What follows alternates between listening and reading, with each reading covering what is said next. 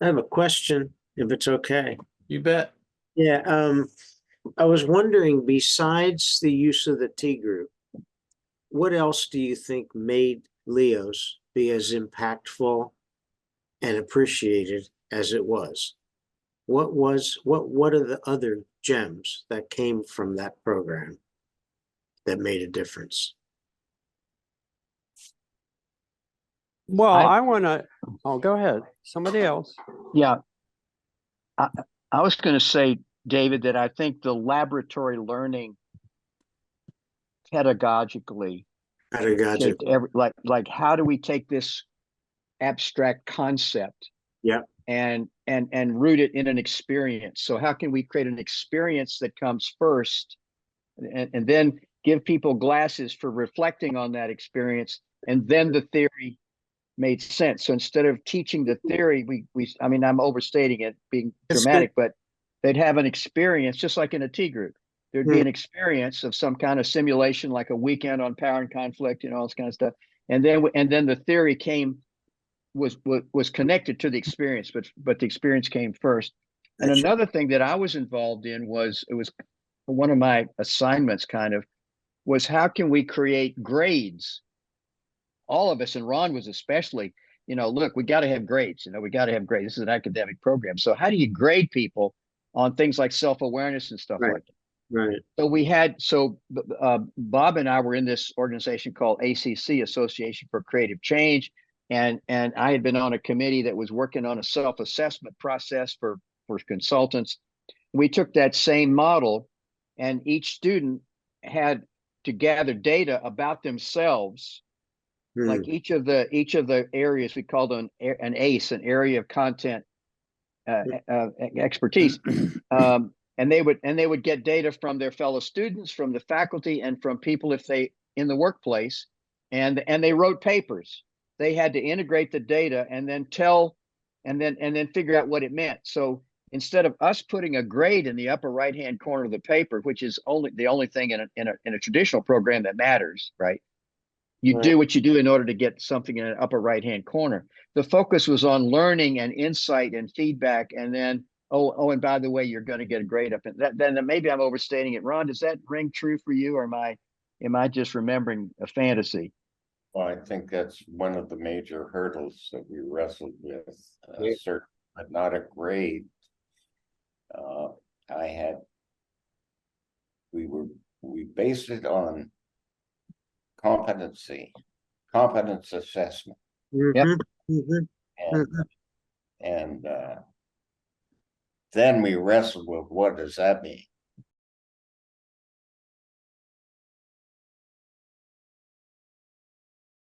I want to tag on to what's been said here about the way people would do self-assessment.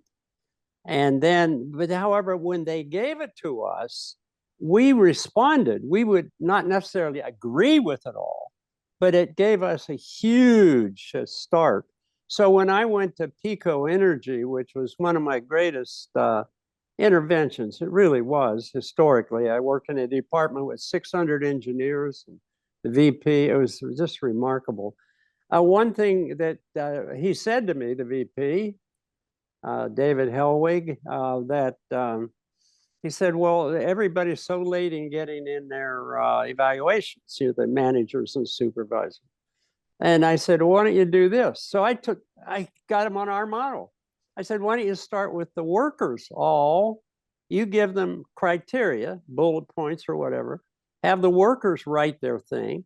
They send it to their supervisor. The supervisor looks at it and says, yes, and there's this, and I disagree with this or this, and here, and so that it meant that the supervisors weren't struggling to recall all kinds of stuff. Dad, when Dave asked his question, you and John went at the same time, then John went. Is there anything else that you were going to add there that's different? What was the question? What was unique? What was unique about beyond the T group? Yes. Beyond the T group. Definitely. Well, Gil has helped me edit some articles for publication. 2 that I wrote that did not get published yet. They got accepted, but they haven't appeared. One was called Dinner with Edgar. I had the amazing fortune in the last 4 or 5 years of Edgar Schein's life of getting acquainted with him virtually this way we are, just the two of us, about once a month, and especially the last year of his life, a year or two. And we had a wonderful time. For instance, he would say to me, I'm 3 months older than you, I'm your elder, and I mean, we just had fun together as two old guys, two old 90-year-old guys. And but the one thing that if you ever want a copy, we could send it to somebody if they requested it. Couldn't we, Gil? I mean, Dinner with Edgar? No, yes, no. Dad, yes. the editor of the publication is sitting here. He asked the question, Mr. Jameson, Dave. So you can ask him if you can send it to somebody. Oh, I did that the last time we had. I did it again. It's the only time I can remember you ever saying something like that is right when David is right here. But anyways, go along. You can share it with anybody you want before it's published, and after it's published, you can share it with anybody you want too. Oh, thank you, Dave. You're a sweet guy, Dave. May I never ask this question again, but I do love my little piece I wrote on Dinner with Edgar. But the reason I brought it up was because of that question. There was another article that he and I talked about a lot that he loved that I wrote called Love as a Force in Organization Development. But I do think that love was a major factor, and I think it was manifest in our graduate program in Seattle. I think it was obvious, Ron and John, the way you loved the students, and I hope it was obvious the way I did. It was it was certainly obvious in our corporate program and Brendan Denny, and it was at the core of it, and I don't want to deny that or ignore it. I'd like to just piggyback, Ron, if I could, but I just wanted to say, I think the three of us, I don't think we ever talked about this, but when you say that, I'm aware that what I tell our facilitators is our job is not to transform people, but to love them, and the love itself will transform them.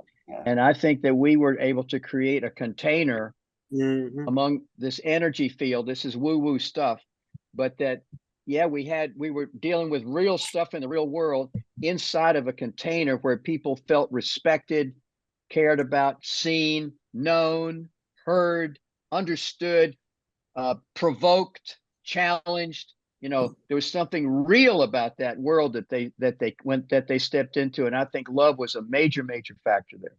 Okay, me too. Well, I would say that lasted, throughout all LIOS.